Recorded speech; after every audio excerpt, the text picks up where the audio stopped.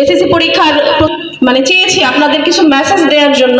এখানে উপস্থিত আছেন আমাদের মাধ্যমিক শিক্ষা অফিসার, আমাদের একাডেমিক সুপারভাইজার, আমাদের অত্র প্রতিষ্ঠানের সম্মানিত শিক্ষকবৃন্দ, কেন্দ্র সচিববৃন্দ এবং সকল শিক্ষকবৃন্দ।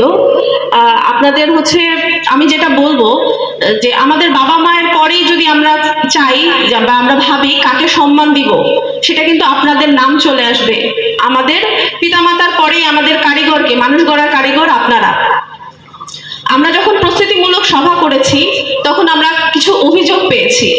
অনেকেই, আমি একদম সত্য কথা বলি, আপনারা হয়তো অনেকেই মন খারাপ করে থাকবেন, যে বলা হয় যে যারা নাকি ম্যাজিস্ট্রেট এবং ট্যাগ অফিসার আছেন তাদের পাহারা দেওয়া হয়, যে তারা যেখানে যাচ্ছে সেখানে পরিবেশ ভালো থাকে, যেখান থেকে সরে যাচ্ছে সেখানে পরিবেশ খারাপ হয়ে যায়, যে বাচ্চারা কথাবার্তা বলে, নকল করে, উল্টো তাদের পাহারা দেওয়া হয় এবং আপনাদের দিকে আঙুলটা তোলা হয়েছে। তো আমি চাই নাই আমার সম্মানিত শিক্ষক যারা আছেন তাদের দিকে এই আঙুলটা উঠুক। আর আমি যখন জেলাতে প্রস্তুতিমূলক সভাতে গিয়েছি, প্রথমেই একটা জিনিস আমাকে বলা হয়েছে যে গোপালগঞ্জ জেলার মধ্যে মুকসুদপুর জেলা নাকি নকলের জন্য বিখ্যাত। তো আমার এই কথাটা শুনে খুবই কষ্ট লেগেছে। আমি চাই না মুকসুদপুর নকলের জন্য বিখ্যাত হোক। আমরা জানি মুকসুদপুর থেকে অনেক কৃতি সন্তান আসছেন, আমাদের বিভিন্ন সচিব স্যারেরা আছেন, ডাক্তার, ইঞ্জিনিয়ার, বড় বড় জায়গায় আছেন। আমরা চাই না নকলের জন্য মুকসুদপুর বিখ্যাত হোক। এবং আমি ডিসি স্যারকে বলেছি, স্যার আপনি আসেন, আমরা ইনশাল্লাহ এবছর নকল মুক্ত পরিবেশে, সুষ্ঠু পরিবেশে পরীক্ষা উপহার দিব। এটা স্যারকে আমি ওয়াদা করে আসছি। এবং আপনাদের কাছে আমার বিনীত অনুরোধ, আপনারা যদি আন্তরিকভাবে চান তাহলে এটা সম্ভব।